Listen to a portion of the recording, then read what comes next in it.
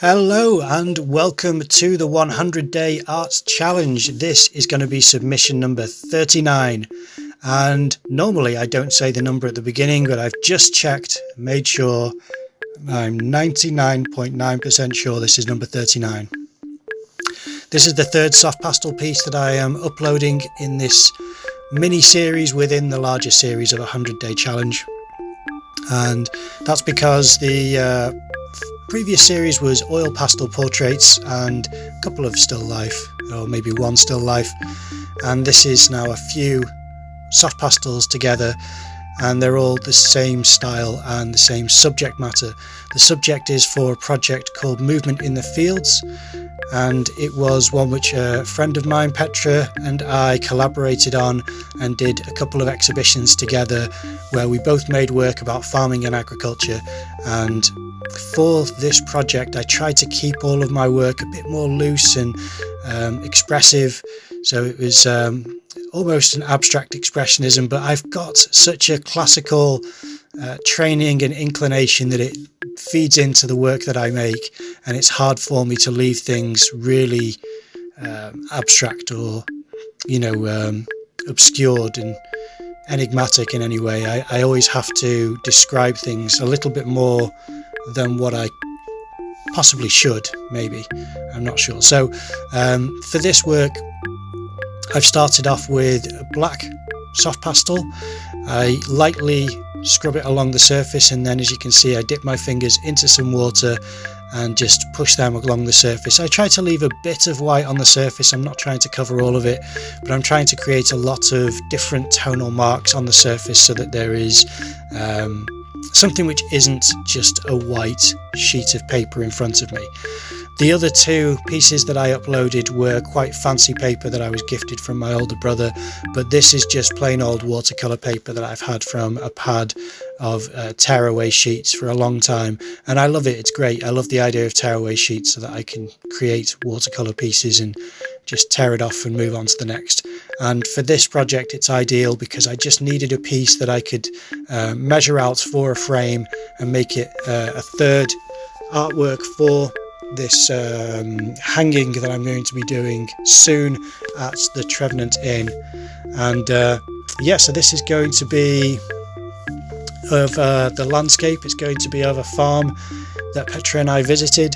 I've just basically waited for all of that to dry on the surface, so it may still look wet, but I've given it time to dry, and now I'm coming back in and showing you what I do. Because I have grey, black and white at my disposal, there are light greys, there are dark greys, there are blacks and white soft pastel sticks in the set.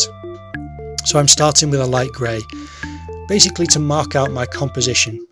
So I have a tree that I scribbled on the right, some hedges that I scribbled on the left, and the pathway that goes from the centre to the bottom left. And now what I'm doing is inside of a barn is the darkest part of the whole picture. So I thought I will draw that in so that I have this shape to build on.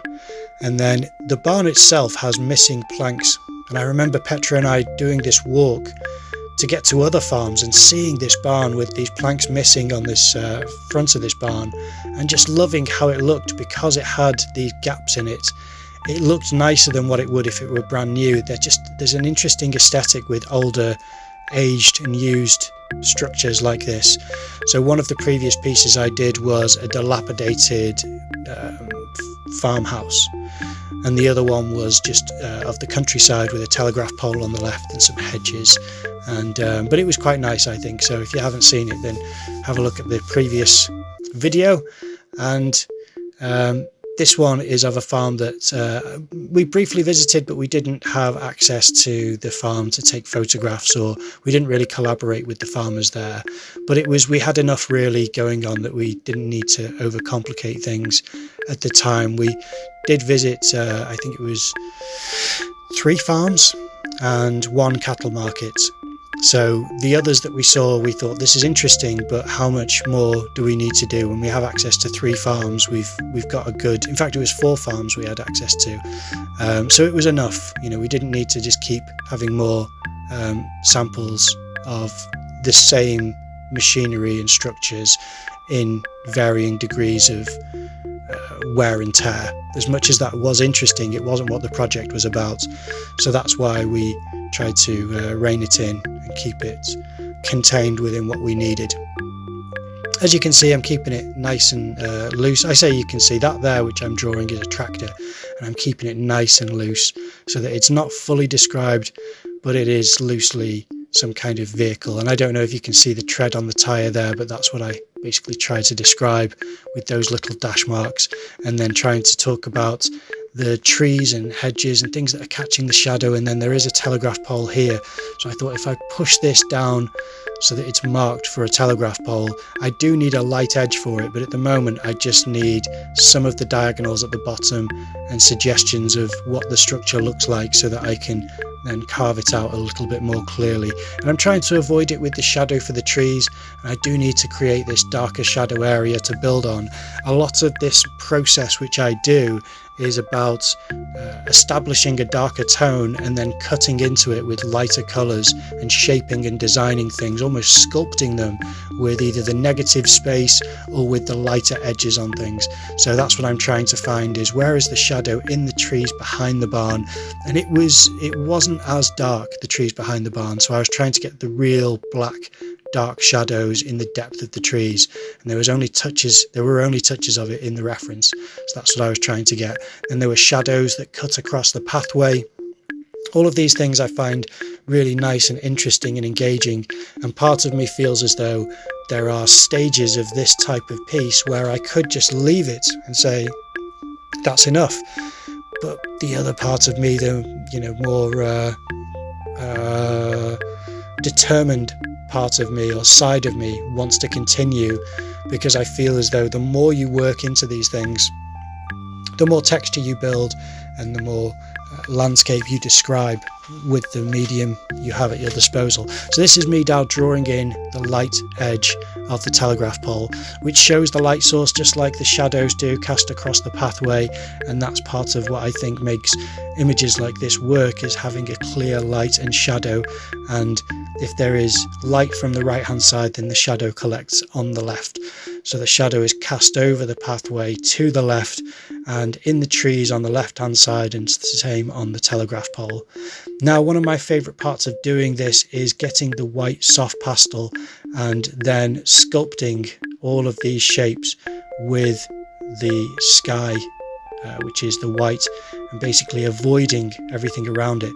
So instead of drawing the cables coming off the telegraph pole, I instead just draw the negative space around the cables, and that's what's left behind describes the cables. It's the same with the tree. I draw the negative space that the sky creates, and what it leaves behind is the shape of a tree. Instead of drawing an outline for things, you draw around it, and that's what you're left with. So that's what I'm creating at the moment, and I quite like the effect that it has. Not yet, it's still getting there, but I mean, as far as it's a fun process to engage with, and I always enjoy that type of mark making, because it does reveal itself over time, instead of it being something where you've drawn an outline and then you need to establish a transitionary form of shadows in order to make it more gentle.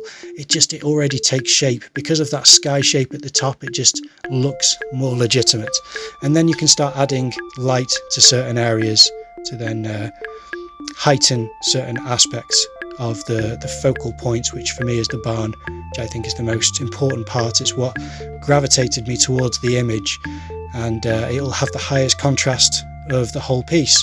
It's the light and dark are butting up against each other, so that's what I think is should be what attracts the eye, and then everything else should just complement it and create this sense of atmosphere around it.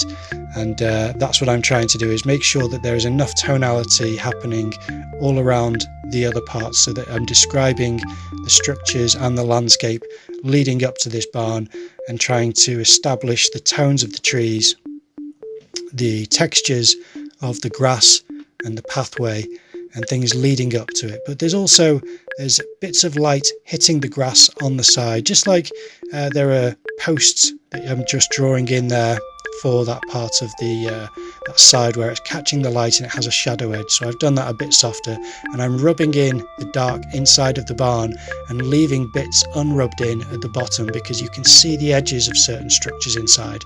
But that's the piece for today. Thanks for watching. I hope you enjoyed it, and I will see you tomorrow.